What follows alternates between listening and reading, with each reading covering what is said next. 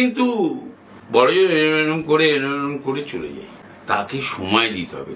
15 minute রোজ ধ্যান করুন, 15 minute রোজ, ঘুম থেকে ওঠার পরে ঘুমোতে যাওয়ার সময় রোজ 15 মিনিটস। আমি তো 30 মিনিটস 45 মিনিটস আমি ধ্যান করি।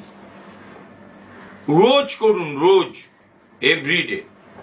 চিন্তা ভাবনা, মন, মানসিকতা, শারীরিক প্রভাব সব ডেভেলপ করবে, সমস্ত ডেভেলপ করবেই।